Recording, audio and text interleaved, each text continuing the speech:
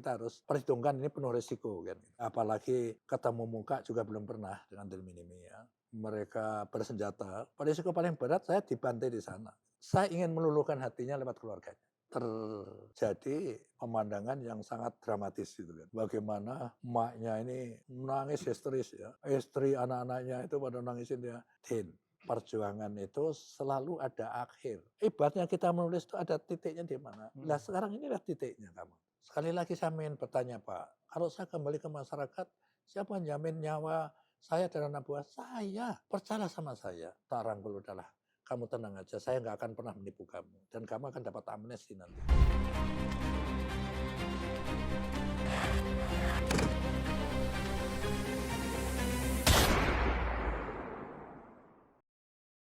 Sahabat Kompas.com, tanggal 29 Desember 2015, Din Minimi, ex anggota Gerakan Aceh Merdeka, bersedia turun gunung setelah hampir 4 tahun dia dinyatakan buron oleh polisi. Pada saat itu, Din Minimi dikejar tidak hanya oleh polisi, tetapi juga oleh TNI, karena melakukan sejumlah aksi yang dianggap mengganggu ketertiban. Aksi yang dilakukan oleh Din Minimi ini adalah sebuah bentuk protes terhadap pemerintah daerah Aceh karena kecewa pemerintah daerah pada saat itu tidak dapat mensejahterakan masyarakat Aceh, terutama ex-kombatan GAM.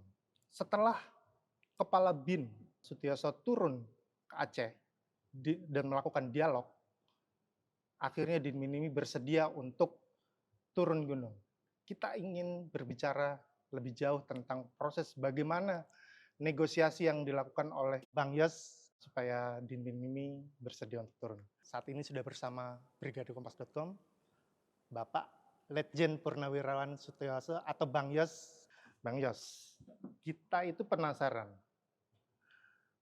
TNI dan Polri sudah melakukan pendekatan banyak lah.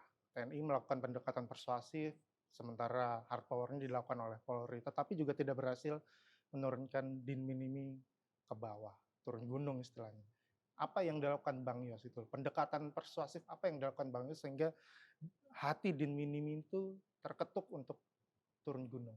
Ya, jadi di intelijen itu ya ada 3 jenis operasi ya, namanya operasi pengamanan gitu. Misalnya presiden mau ke suatu tempat atau ke luar negeri itu kita mengamankan, saya pengamanan. Yang kedua operasi penyelidikan, yang saya ceritakan di tim-tim sendiri itu operasi penyelidikan. Yang ketiga adalah operasi intelijen penggalangan. Gitu. Nah penggalangan ini ada 2 tipe. Ya, yang pertama adalah penggalangan dengan cara soft power ya, dan hard power. Soft power itu artinya kita approach secara baik-baik gitu ya untuk kembali ke masyarakat. Nah hard power ini ya nggak ada cara lain lagi. Kalau dia mau memisahkan negeri dari NKRI kan nggak mungkin kita bisa tolerir atau apapun alasannya. Gitu. Nah khusus Din Minimi ini memang sekali lagi dia kan pimpinan puncak dari kelompok ini. Jumlahnya 120 orang. Dan anggotanya itu adalah anak-anak muda semua, belasan tahun. Ya, ada satu 24 tahun ya, selebihnya ada yang belum sampai 17, ada Masih yang remaja ya berarti? ya masih kan. Gitu. Nah, Din Minimi saat itu umurnya 37 tahun. Ya, sebelum saya melakukan operasi, tentu saya pelajari dulu ya. Saya pelajari dulu ini siapa sebenarnya anak ini dan apa yang menjadi tuntutan mereka. Ini saya coba simak ya. Gitu. Dan tentu saja sebelum melakukan operasi juga saya langsung laporan kepada Presiden Jokowi gitu. Ya. Saya akan melakukan operasi seperti ini, Pak gitu.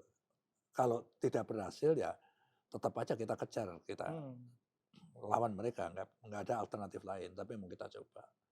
Gitu. Dan beliau merestui dan setiap perkembangan saya sampaikan. Gitu. Nah, seperti kata-kata Mutiara Sun Tzu ya, yang sangat terkenal. Kenali dirimu, kenali musuhmu katanya. 1000 kali perang, 1000 kali menang. Nah, dalam konteks ini maka kenali dirimu saya kepala BIN ada juga Kabinda di Aceh, dan sama struktur saya kan. Kenali musuhmu, ya Din Minimi ini kan. Gitu. Ini siapa anak ini gitu. Nah, saya harus bisa kontak, saya akan ngajak berunding sama dia, karena soft power kan ngajak berunding ya. Tetapi saya kan nggak tahu nomornya, dia kan orang yang sangat dicari, most wanted ya, cari di mana-mana aparat. Dan terjadi clash fisik bersenjata itu berulang kali kan dengan Iya. aparat gabungan. Ya. Saya kenal seorang teman namanya Juha, ya. Dia orang Finlandia. Nah, Juha ini adalah dulu terlibat di dalam perjanjian Helsinki di Finlandia. Oke. Nah, saya ketemu dia, ya saya lalu bincang-bincang, saya ada niat untuk bisa berunding sama kelompok Din Minimi. Anda bisa nggak cari kontak dia gitu. Setahu saya, Anda itu tahu semua nomor-nomor pentolan-pentolan GAM gitu kan. Oh iya Pak gitu. Tapi untuk Din Minimi saya nggak punya, tapi saya akan lacak gitu. Lalu dia berusaha ngubungin orang lain lah gitu yang dia kenal kan. Akhirnya dapat nomor itu kan. Dan dia kontak, saya titipin omongan, sampaikan Din Minimi kalau saya ingin berunding dengan dia mewakili pemerintah pusat. Gitu kan. Nah karena itulah lalu saya minta dikenalkan lewat telepon. Nah sejak itulah saya berhubungan dengan dia lewat telepon ya. Kira-kira lamanya 2 minggu saja. Tetapi intens saya bicara sama dia ya. Kadang pagi, kadang siang, kadang malam gitu ya. Dan tentu saja sebagai seorang intelijen, kan ngomongan ini kan sekedar ngomong gitu kan. Ingin saya gali. Ya, terutama karakter dia ini. Anak ini gentleman, apa anak ini pengecut, pembohong, itu kan saya harus yakin. Ya, apakah bisa dipercaya gitu. Dan sebagai kondisi fisik, kondisi psikologisnya gimana, itu bisa kita lempar dengan eliciting, dengan pertanyaan-pertanyaan pancingan gitu. Misalnya malam-malam ya, saya tanya gini, Din, lagi apa nih? Lagi ini Pak, lagi istirahat Pak, kongko-kongko dengan anak buah. Wah enak ya, udah kenyang, tinggal tidur nyenyak.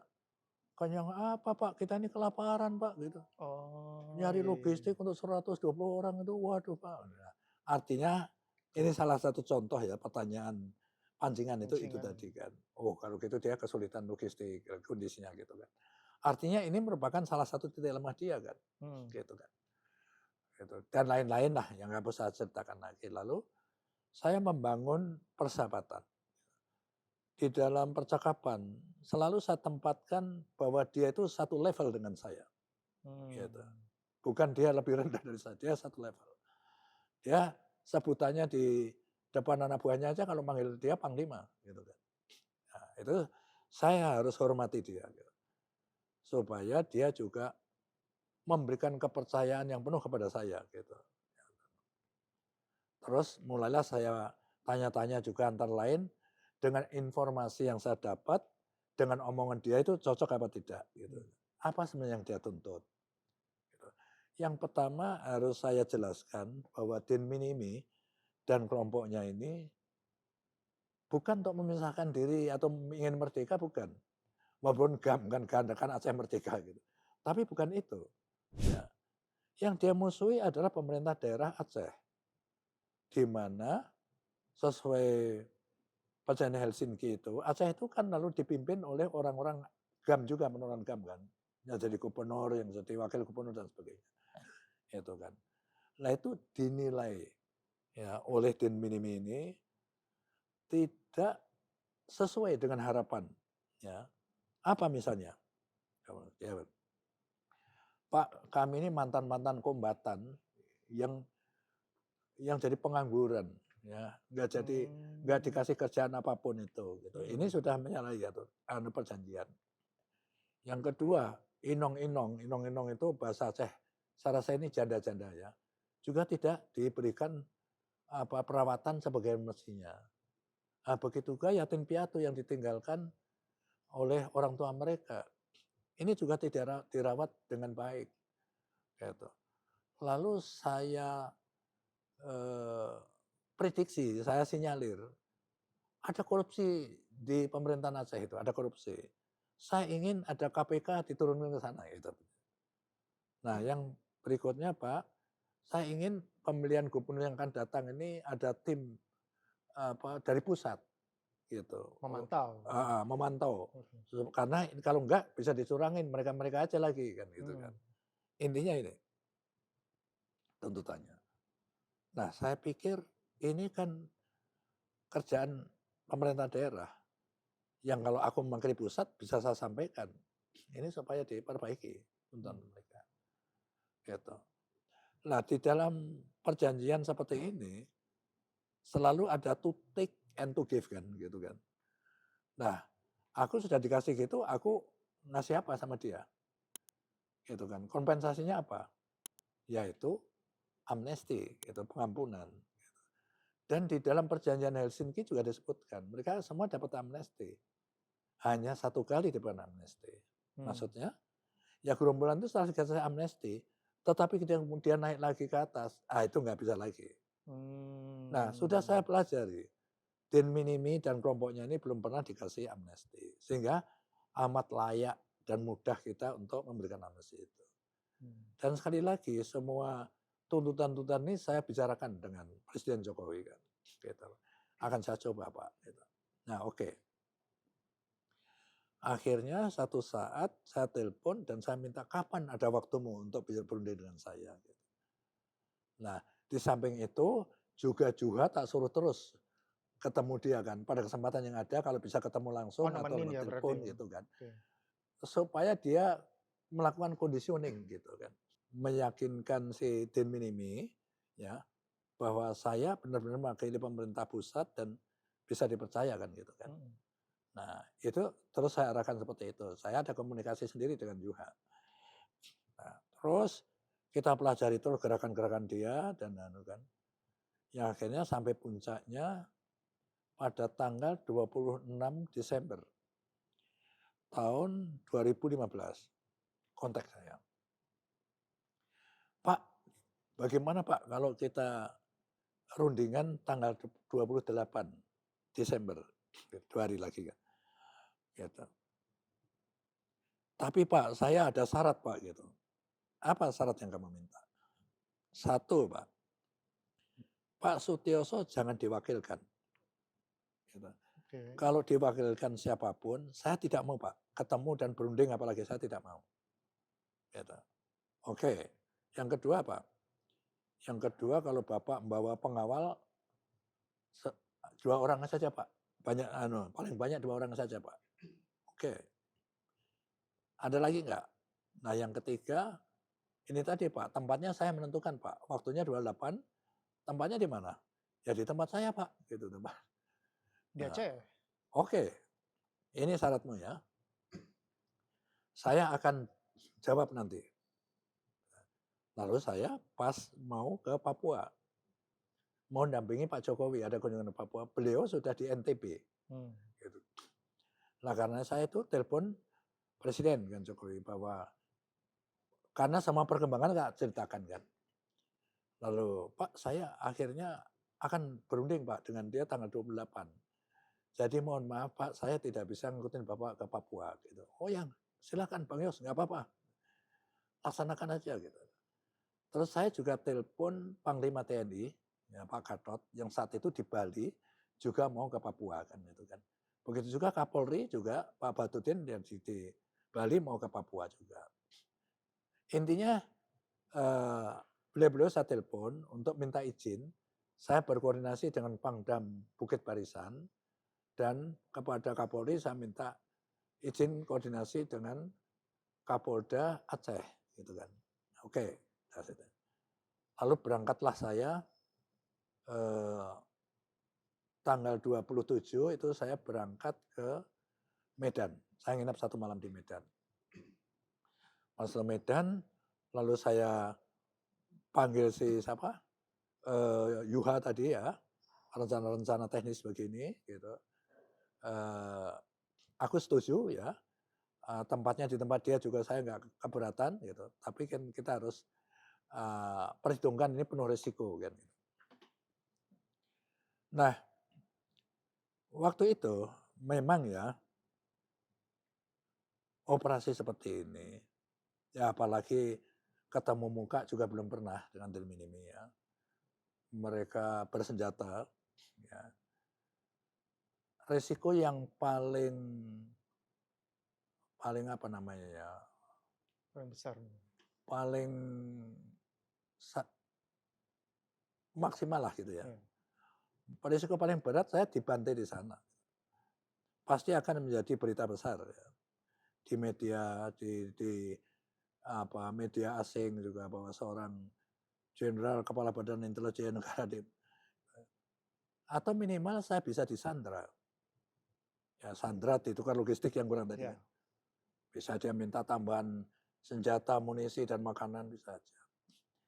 Tetapi sekali lagi dari hubungan telepon berulang kali selama 2 minggu itu tadi, saya meyakini bahwa anak-anak ini bisa dipercaya. Anak ini gentleman. Aku amat yakin itu. Ya. Nah, lalu dari situ Medan paginya saya 28-nya itu saya terbang ke mana ke Lok Sumawe gitu. Karena hutan basic gerilyanya si Din Minimini ini kan di Aceh Timur ya? hutan Lok Sumawe. Oh, langsung. Nah, karena itulah saya mendaratnya di Lok Sumawe. Dan di sana oleh Binda Aceh, ya, Bin Daerah Aceh sudah diatur Panglima sama Kapolda sudah nunggu saya di airport. Nah di ruangan VIP itulah saya brief beliau-beliau ini bahwa saya mendapatkan tugas untuk melakukan soft approach kepada kelompok Din Minimi gitu. Jadi yang paling penting saya minta kepada beliau-beliau itu adalah agar selama saya naik ke atas gitu, jangan ada gerakan pasukan gitu. Jadi pasukan baik dari TNI Polri saya minta untuk diam saja di tempat. Tolong sampaikan sampai pasukan yang paling depan. Gitu. Jadi jujur saja ya, saya cerita Anda mungkin orang-orang sipil yang lain yang mendengarkan apa namanya omongan ini ya. Di daerah operasi dalam tugas-tugas intelijen seperti ini yang paling takut apa? Kita dikepret pasukan sendiri.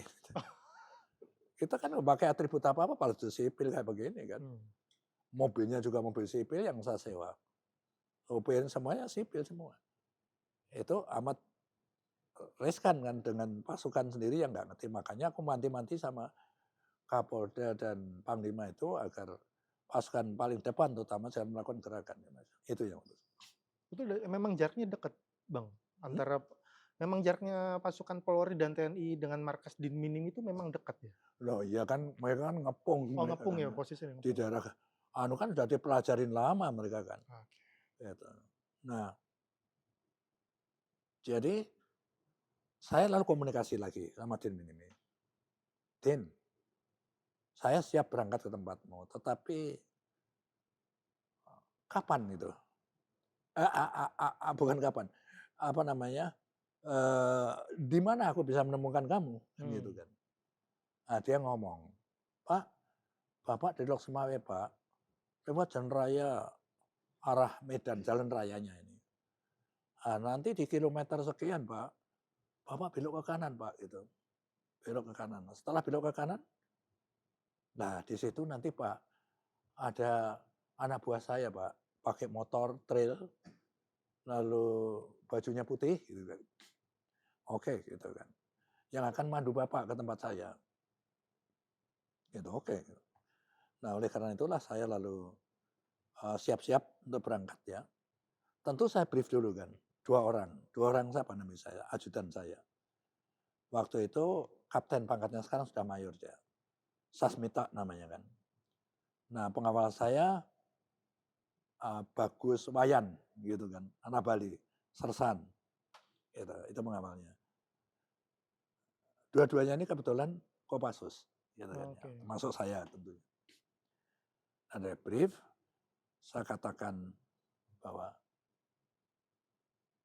kita akan ketemu seorang yang sangat dicari. Tentu ada risikonya, tetapi saya yakinkan kalian bahwa aku amat yakin bahwa tidak akan terjadi apa-apa. Ya. Dengan syarat kita waktu ketemu itu harus muka bersahabat. Bukan berenang. Kenapa aku ngomong begitu? Karena Sasmita udah mengingatkan saya, Pak, mohon dipertimbangkan lagi, Pak. Kita hanya 3 orang, mereka 120 orang, Pak, gitu kan. Wajar saja lah, Sasmita itu kan Kalah jumlah. bertanggung jawab terhadap nyawa saya.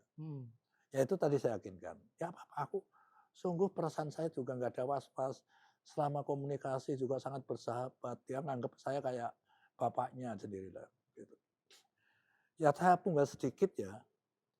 Sebenarnya namanya itu Nurdin, gitu kan. Kok ada Minimi? Minimi itu senjata tangguh Amerika gitu. Iya. Untuk memberikan apa namanya merek ketangguhan dia lah, makanya Din Minimi. Ayahnya juga Ismail Minimi, tapi tewas pada saat ada operasi militer di sana. Oke, ya, ya. Terus kita nyari mobil nih, mobil sewaan lah ya, yang saya sudah perhitungkan akan melalui medan sulit yang cari-cari yang rodanya gede-gede itu kan. Saya udah koordinasi dengan Juha gitu. Juha nunggu di satu tempat, nanti aku masuk ke mobil dia. Ini tak suruh pulang. Ada sopir sipil ini kan nggak boleh tahu juga kan dia kan. Maka saya pulang. Nah, dalam perjalanan itu saya ingat ya, memang bisa kenceng kan lewat jalannya bagus gitu kan, jalan raya. Lok Semawe Medan. Ingat aku makan apa di sana nanti ya. Ada pasar kecil, aku berhenti gitu kan. Ada bolu 8, terus saya borong semua. Berapa Bi? Ini harganya, ini satu 12.500 gitu. Jadi 100.000 itu dapat 8 gitu. Beli aqua juga di sebelahnya 1 box gitu. Berangkat lagi. Udah jalan gitu, ini kilometeran kan. Belok kanan kita. Udah 2 jam kita ini kan. Belok kanan, berhenti. Kira-kira 100 meter dari jalan itu berhenti. Jalannya bukan aspal bagus itu, tapi katakan masih tingkat lumayan lah gitu. Kiri sawah, kanan sawah, mana ini? Wayan tak suruh, Yan, kamu turun, tanya sama orang di jalan apa betul ini kampung ini. Lari, balik lagi dia. Pak, sudah kebablasan Pak. Kira-kira 2 kilo Pak. Oke, kita balik lagi ke sana. Udah kita balik kanan 2 kilo lalu belok kiri kita. Udah berhenti lagi. Jalannya sama kayak gitu. Bukan aspal tapi oke lah masih bisa dilalui dengan baik. Kiri sawah, kanan sawah juga. Tapi ada pulau kecil gitu, ada jalan gitu. Habis itu kita berhenti, nggak lama, tung, anak naik motor, gini-gini pakai baju putih kan. Oh itu dia. Nah, terus di satu tempat yang saya yakinin, ini kan mereka nggak mau ada orang yang mereka nggak kenal gitu kan. Maka aku pindah mobilnya Yuha itu tadi, Yuha. Yang memang juga kita sewa, yang sudah kita yakini mampu lewat jalan-jalan. Nah itu kan. Jadi rombongan itu saya, ajudan, Tesna, pengawalwayan, sama orang media. Nurul, aduh namanya rada susah tapi sisa namanya ini namanya Nurul ya. Terus sama Yuha. Gitu. Jadi 5 orang inilah akhirnya masuk di Yuha yang nyopir gitu kan. Karena dipandu itu anak-anak. Memang lewatin medan sulit. Hujan lagi, walaupun nggak deras tapi hujan. Jembatan darurat. Yang dari pohon-pohon kelapa itu loh. Plasat-plasat gini kan, waduh. Bawahnya nih sungai kayak gitu kan. Tak pikir udah sekali ini kan, ketemu lagi. Wah aku nggak mau ngambil resiko kan, gua turun aja jalan nyebrang dulu kan. Bayangkan kalau kecebur kayak apa beritanya kepala bin kecebur sungai. Gitu. Udah lewat jalan setapak, terus jalan setapak gitu ya. Jalannya enggak gitu. Lewat apa namanya, kebun kelapa sawit, lewat kampung-kampung kecil. Kampung-kampung itu dari rumah satu ke rumah lainnya jauh-jauh gitu. Hutan pinus sudah kita lewatin, enggak nyampe-nyampe kan. Akhirnya sudah 4 jam kita ya. Jam 2 berarti sudah jam 6 itu udah gelap. Ini apa gunung gitu, terus ini sawah gitu kan. Pemandu itu tadi belok ke kanan. Nggak usah nggak usah saya ceritakan ya, berapa kali aku dicegatin di jalan-jalan tuh sama anak buahnya dia ini, Oh, diperiksain kan gitu. Nah, pada saat kita mau aku ngikutin belok kanan, itu loh keluarlah itu kan, kayak akan teroris bawa AK, "Wow!" teriak itu pakai bahasa Aceh yang gua Aceh. nggak ngerti. Nah ini si Wayan pengawal ini kan sudah mau bereaksi saja gitu kan. Setan gini, setan biar aja. Terus saya nyalain lampu dalam, saya buka jendela, "Wah wah wah wah," gitu. "Saya mau ketemu komandanmu, Nurdin." Aja gitu. Rupanya dia di pos yang paling dekat dengan Nurdin nih, Oh, oke. gitu kan. Nah sudah sampai di sana kan, ada gubuk gitu kan di pinggir sawah gitu, panggung. Dia teriak, "Pak, saya di atas, Pak." "Oh iya, Den, saya tak naik ya." Gitu. Udah, saya tadi kan sudah mengingatkan anak buah saya, muka yang bersahabat jangan tegang, gitu. Aku lupa kan, waktu briefing di Lok Sumawe ini, di hotel ya, Oh iya. muka yang bersahabat. Tetapi kita juga jangan mati konyol, ngomong gitu. "Wayan, kamu tahu nggak mati konyol?" "Oh siapa? Kita tiga-tiganya mati, Pak." Itu konyol namanya kan. Nah karena itu lihat, ini aku bawa pistol, Beretta kan. Saya penuh kokang, udah. Saya masukkan jaket ini kan. Itu, magazen, apa cadangan yang penuh gitu di saku. Si Tisna juga bawa sama, pistol juga kan, tapi si Wayan Tasrum bawa AK mini gitu. AK itu mini kayak kecil Kak, pistol gitu, tetapi magasinnya begini juga, isinya Hmm. juga 30 butir. Gitu. Jaketnya. Ini lihat muka, isyarat saya ya kalau mau bereaksi. Tapi sekali lagi ini, dan kalian ndak usah apa namanya, terlalu berpikir, aku amat yakin ini akan aman-aman saja insya Allah. Gitu kan. Makanya waktu ketemu itu tadi kan, sekali lagi kan, omongan di meja begini kan berbeda dengan Di pada lapangan. saat kenyataannya. Naik, nah itu dia rambutnya pendek gitu, dicukur gitu kan, kumisan, pakai kaos loreng, pakai celana loreng, pakai dog tag gitu, tentara Amerika itu kayak Oh, Gandun doktek Gandun ya. gitu. Membawa AK gini kan. Kiri kanannya pengawalnya dia 2 orang juga sama. Saya Nurdin Pak. Gini, di-trigger nggak salaman sama gue. Siap nembak dia. Dia standby Gini, berarti ya. saya Pak Nurdin. Ya Din, saya Pak Sutioso ya. Ini ajudan saya Tisna, ini pengawal saya ya. Din, kami bertiga bawa senjata nggak apa-apa kan? Oh nggak apa-apa Pak. Bapak kan Jenderal Kopassus gitu omongan Wah, dia gitu. Aku cuman declare aja gue bawa senjata lu ngepret mati juga kira-kira. Walaupun aku ngerti aku pasti kalah lah. 3 orang lawan sekitar banyak orang kan. Tapi aku amat yakin itu. Hanya sebagai warning aja dia. Ah sudah duduk gitu ya. Tetap aja gini kan. Aku sampai satu saat aku pura-pura ini. Wah tuh Din aku tak kencing dulu ya. Gitu. Oh iya Pak silakan ke bawah. Saya pura-pura udah kencing balik di jalan kan. Di bawah. Diantar juga, dikawal juga sama anak buahnya. Lihat, waduh, ternyata siap siaga semua anak buahnya ini kan. oh, oke. Mana-mana kan. Ada yang menghadap sana, ada yang modif itu kayak dia. Ya wajar aja karena dia sering diserang kan. Sering baku tembak dengan aparat kita. Karena aku nggak heran, aku bisa memahami. Ya itu terdokumentir karena aku bawa media itu. Mudah-mudahan aku bisa kontak dengan dia kalau Anda apa namanya ingin rekamannya gitu ya. Tapi cerita singkatnya, terus tadi inget kan, terus mulai kerusukan nih, perut nih kan. Pengen minum kopi, nggak ada anu, adanya aja aku aja tuh-tusan. Roti aku bawa oleh-oleh Tin, gitu ya. Ya sudah kita tak makan rame-rame kan, aku dapat sesuai mana kenyang kan. Ya sudah, memang dingin, ya lapar, pengen minum yang panas, nggak ada. Alot, ya bicara, sampai jam 10 malam. 10 malam. Oke. Waduh gimana ya ini. Intinya dia nggak mau malah menyerah gitu, nggak mau dia. Terutama nyerahkan senjata, dia nggak mau. Oke. Nah terus saya berpikir gitu, anak ini memang wah keras ini ya. Saya mencoba mau lunakkan gitu lewat keluarganya. Maka saya bertanya kepada dia, Din, ngomong-ngomong kamu sudah nggak ketemu keluargamu berapa tahun?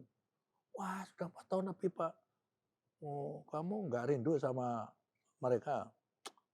Bapak itu gimana sih Pak? Saya kan kepengen tahu anak saya yang paling kecil itu seperti apa sekarang.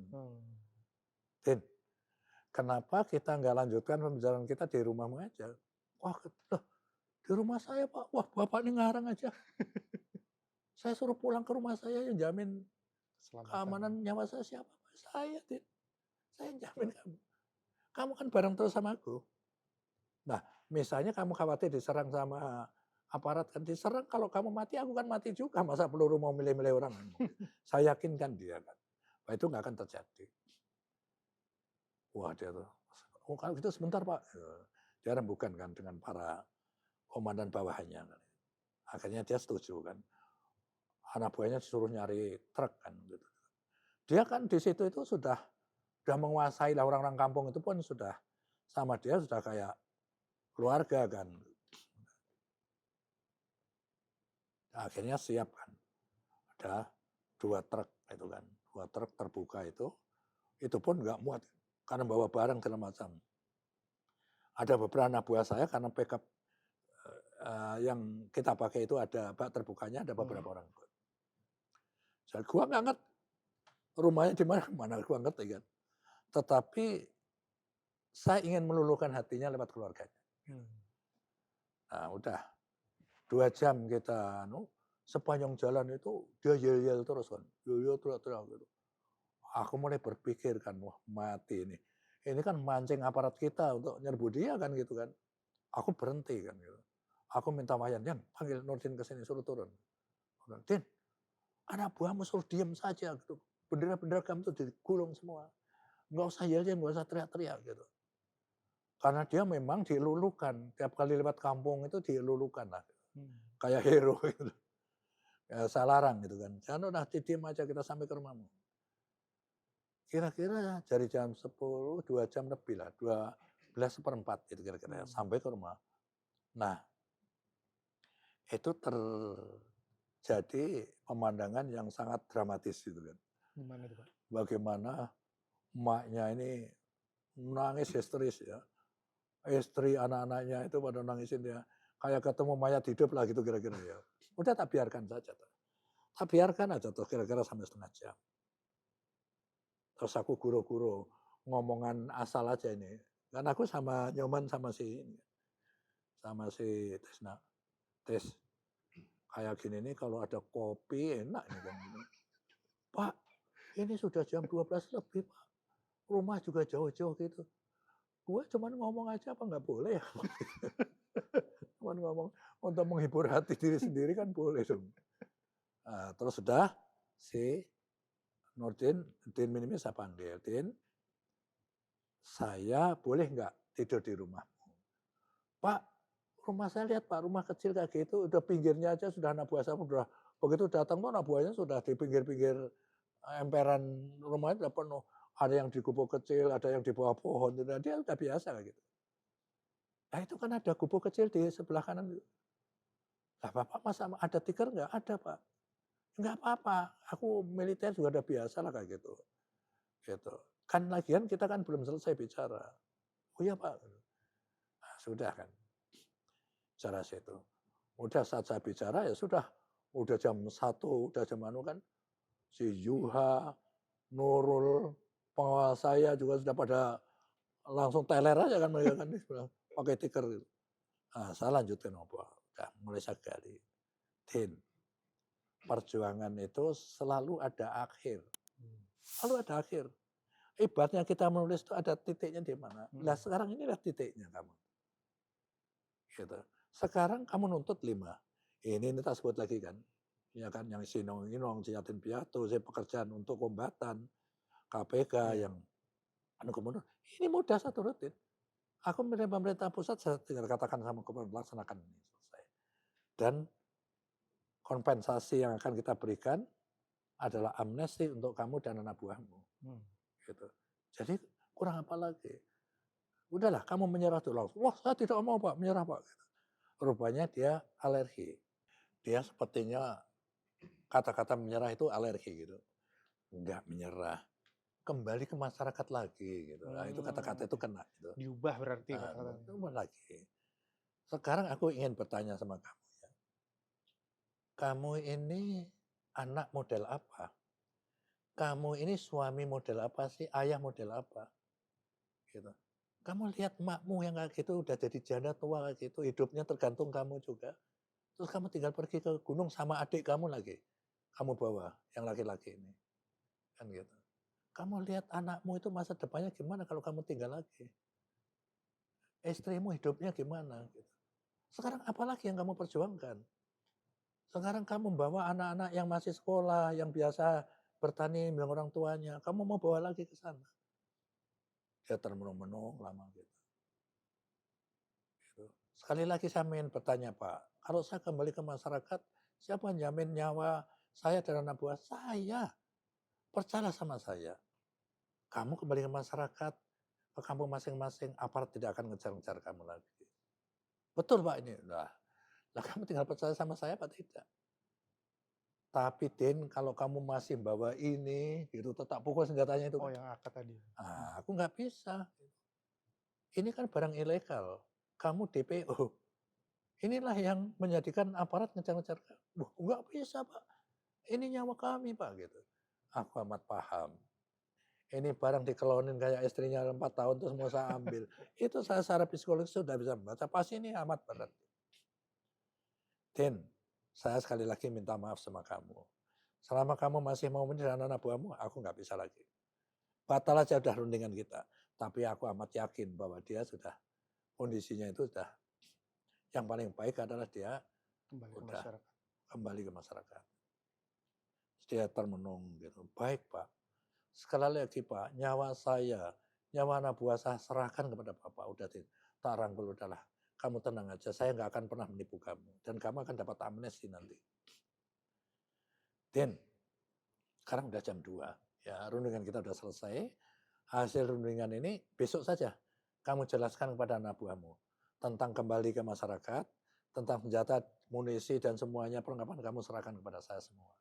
Besok saya kita tidur. Oh siap Pak, terima kasih.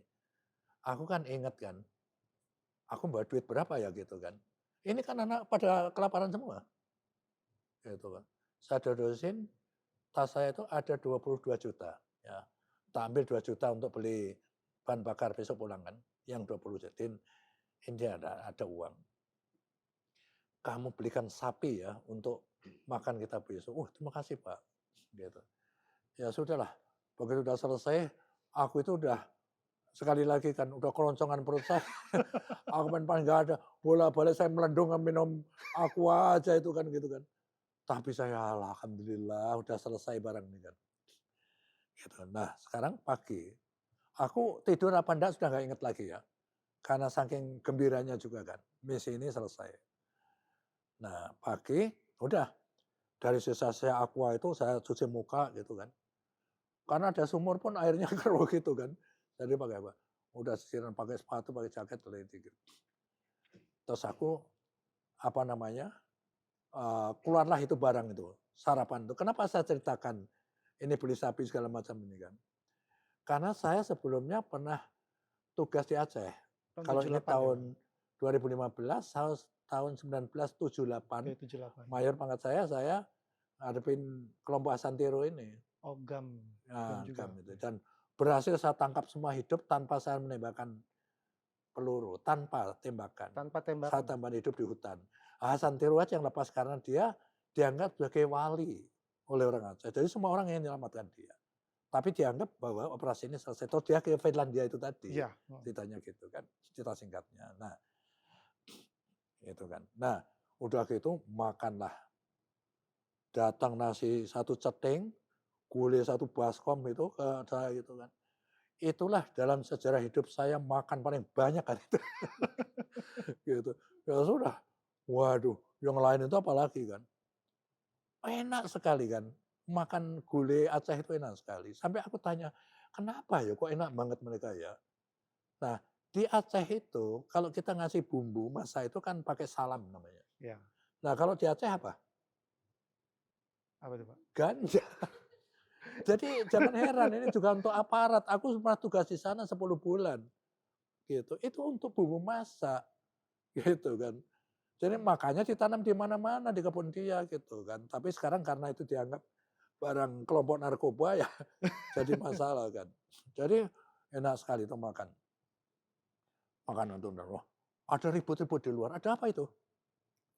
Ada yang jaga di depan Pak, belum kebagian. Suruh sini, itu 2 orang kan. Ini habisin semua gitu. Aku kan nggak habis juga banyak sekali kan. Waduh. Wah mereka lahap sekali mainnya. Nah udah. Din, sebelum kamu sebelum aku pulang, aku pengen punya kenang-kenangan gitu. Sadari kamu. Apa Pak? Foto gitu kan. Oh, Untuk kenang-kenangan nanti mau saya masukkan di majalah terkenal. Oh boleh Pak. Gitu. Udah. Aku ngomong sama Sasmita sama Nurul juga.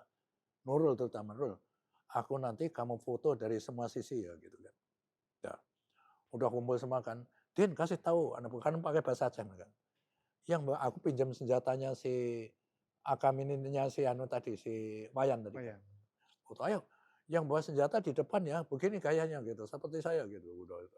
Ada fotonya Ada nanti kamu yang ini Pak kan. ya. Gitu. Udah, gitu kan dia nggak bawa senjata di belakang gitu. Oh, kita dulu begini semua. Habis itu terus Din, udah sekarang saatnya kamu kumpulkan, kamu jelaskan penabuhanmu. Jelaskan. Nah sementara dia memberikan penjelasan bahasa Aceh aku nggak ngerti. Itu baru saya lihat bagaimana wibawanya Din Minimi ini terus. Wah, anak pemuda barisnya kayak tentara Libya itu gujuk-gujuk gitu. Oh, Pramuda itu militan banget. Nah, sementara aku nunggu dia ini kan, aku mulai lihat fotonya dari Nurul ini kan. Saya hitung senjatanya kan. Wah, ini AK-nya sekian, SS1-nya sekian, ini M16-nya sekian, gua ngerti dari foto itu tadi kan. Karena aku ngerti tadi sudah mengantisipasi. Ini masa paling sulit adalah minta senjatanya. Itu yang paling sulit. Nah, setelah selesai Din Minimi nawarin kepada saya, Bapak mau memberikan oh iya, saya benar ngomong sama Bapak.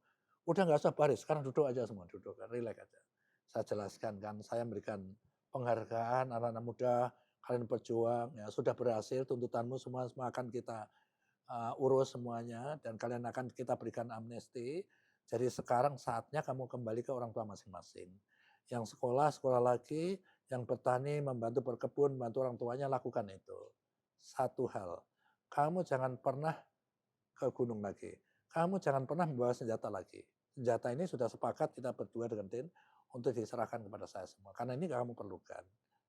Keamananmu, nyawamu, jaminanmu itu oleh saya. Din Minimi dan kalian semua. Ya, jadi ingat itu, jangan kembali ke hutan, senjata kamu serahkan. Nah, udah bubar kan? Din, aku harus kembali ini ke Jakarta ini. Sekarang udah saatnya mengumpulkan senjata. Ngomong bahasa Aceh, gitu kan. Untuk mengumpulkan senjata dan munisi. Lihat aja gitu. Ada yang masuk gubuk, mas senjata, habis itu keluar nggak bawa lagi. oh. Ada yang ditutupin sarung, ditaruh. Ada lagi yang di apa namanya, bawa pohon pisang ditutupin daun pisang gitu kan. Sekali lagi aku antisipasi, ini paling sulit barang. Udah kumpulin kan. Kumpulin. Udah gitu, oh, pokoknya diamankan diserahkan gitu. Din, senjatamu ini yang paling akhir. Yang paling akhir nanti senjatamu. Ya, serahkan kepada saya. Ya, sebagai simbolik gitu kan. Anak buahmu dulu. Udah munisinya ada, saya lihat ada 2 karung lah. Ada granat, ada ini. Terus ada lagi teropong gitu kan. Pak ini teropong ini harus diserahkan. Lah, teropong kayak gini di glodok juga banyak. Gitu. Udah kalian mau ambil juga nggak apa-apa. Tapi granat semua anu gitu kan. Nah, terus habis itu terus saya hitung kan. Itu senjata munisi kan. Udah selesai Din. Udah ada lagi Pak. Din masih kurang 5 Din senjatanya gitu kan. Udah saya hitung. Waduh marah itu. sama anak buah karena dia nggak ada niat untuk ya inisiatif anak Oh, buahnya sendirilah. Siapa tahu membawa senjata karena kalau ada apa-apa aku masih hmm, bisa kira-kira kayak gitu. jaga-jaga gitu. Jadi kita harus bisa membaca ya sisi psikologis lawan kita itu harus bisa kita baca, harus bisa maklumin gitu. Nggak ada niat apa-apa mereka itu, pengen untuk jaga diri lah gitu kan. Mungkin juga untuk berburu, Hmm, bisa aja berburu rusa kan bisa aja. Gitu, jadi nah itu artinya. Nah disitulah akhir dari misi operasi penggalangan dengan cara soft power itu berakhir di situ. Ya, hmm, munisi dan semua senjata, munisi itu semua saya serahkan ke BIN semua waktu itu kan. Disimpan ada di museum saya rasa. hmm, Dan salah satu senjatanya Din Minimi sendiri itu saya bawa dan ini koleksi senjata saya itu ada izin polisinya. Gitu, ada hmm, izin polisinya. Ya untuk melengkapi museum ini karena hmm, saya memang dulu saya juga penembak ya, penembak perbakin, juga tim menembak Kopassus juga saya gitu kan. Jadi saya memang hobi saya pemburu juga. Saya pemburu itu dari SMA aku sudah berburu pakai senapan angin. hmm, Jadi apa inti cerita ini? Kita harus betul-betul tahu mendalami ya apa sih yang diperjuangkan mereka. Gitu. Nyatanya kan Den Minim ini bukan melawan pemerintah pusat kan, yang dilawan pemerintah daerah karena tidak konsisten gitu dengan hasil-hasil apa namanya rundingan Helsinki, hmm, Ngobanin Kombatan, Inong-Inong, terus si Yatin Piatu itu semua kan layak saja gitu. Artinya dia bangsa sendiri. Kenapa tidak kita coba untuk melakukan pendekatan secara manusiawi, hati ke hati. Dan setelah itu, kan saya ngomong sama Pak Jokowi, bahwa yang belum aman itu Pak, di barat itu Aceh, di timur itu Papua. Di Aceh besar Pak, 102 orang, cuma satu kelompok. Karena itu ingin saya selesaikan dulu. Baru aku ke Papua. Papua. Dan saya sudah mencoba ke Papua. Yang saya tuju adalah di Puncak Jaya. Itu ada kelompok namanya yang dipimpin Goliat, itu kelompok yang paling ditakuti. Saya berusaha komunikasi lewat telepon, lewat bupati, Hmm, gitu kan, bisa nyambung dengan bahasa apa namanya Indonesia yang patah-patah itu. Tetapi sepertinya telepon dia itu dibuka gitu sehingga anak buahnya pada dengar. Intinya juga saya bujukin kenapa sih nggak anu aja nanti kita berikan amnesti juga. Nah waktu saya pulang ke Jakarta, ternyata saya dapat telepon dari bupati, Pak ada 10 orang yang turun Pak. Gitu. Dia komandan pasukan malah komandannya dan bawa 6 pucuk senjata. Tapi dia minta syarat, Pak. Syaratnya apa, Pak Bupati? Syaratnya minta diserahkan ke Bapak langsung, Kepala BIN. oke. Enggak apa-apa, bawa aja ke Jakarta. Bapak naik pesawat ke Jakarta, senjatanya ditinggal saja. Diserahkan kepada aparat setempat. Nah itu ada fotonya itu. Gitu. Jadi di Oh sini iya udah tak iya. siapin jaket-jaket tebel karena dingin sana kan. Udah tak kasih merah putih, ini Indonesia itu. Tadinya pakaiannya lucu-lucu di sini. Nah, lah terus di rumahku ini diserahkannya kan. Saya Hmm, ajak makan di restoran sebelah, terus paginya tak suruh ngajak ke Dupan, gitu kan. Nah itu yang ngantor ketawa kecekakan terus kan. Orang ya katakan primitif baru lihat kota. menikmati apa namanya teknologi modern itu lucu kan. Nah ceritanya seperti itu. Artinya, tetapi saya tidak bisa mengklaim kalau Papua itu bisa dilaksanakan juga seperti di Minimi. Mungkin ada yang Hmm, bisa, tetapi mungkin tidak yang bisa. Nah, ini apa tujuannya? Kalau ini jelas-jelas mau memisahkan diri dari Republik. komunikasi. Kenapa disebut KKB bolak-balik? Kelompok kriminal bersenjata. Padahal upacaranya adalah OPM, benderanya Hmm, OPM, Hari Kemerdekaan OPM. Jelas-jelas LSM yang di dalam negeri juga kampanyenya ingin lepas dari Indonesia. LSM yang ada di luar negeri yang dipimpin Benny Wenda juga iya. sama, mencari dukungan dari negara lain gitu. Dia separatis.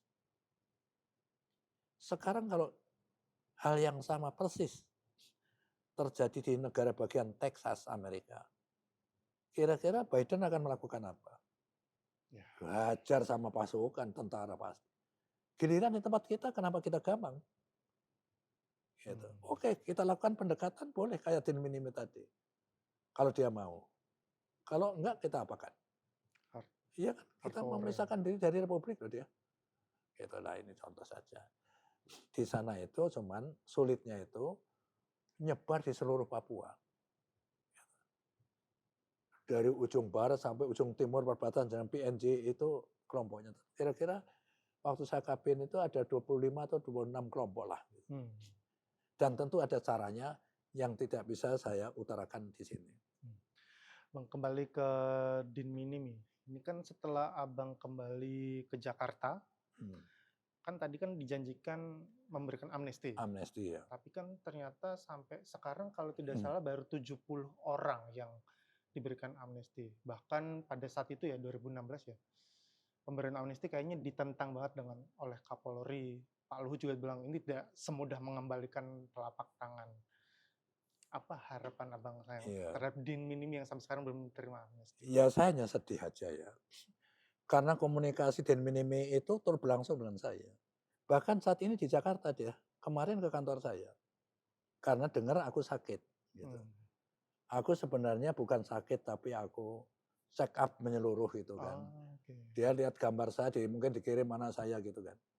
Nah, sehingga dia datang ke Jakarta nengok saya. Ya sedih saja karena amnesti itu nggak ada masalah. Kan ada pertarnya, kecuali 2 kali. Kalau Din Minimi dan kelompoknya belum pernah.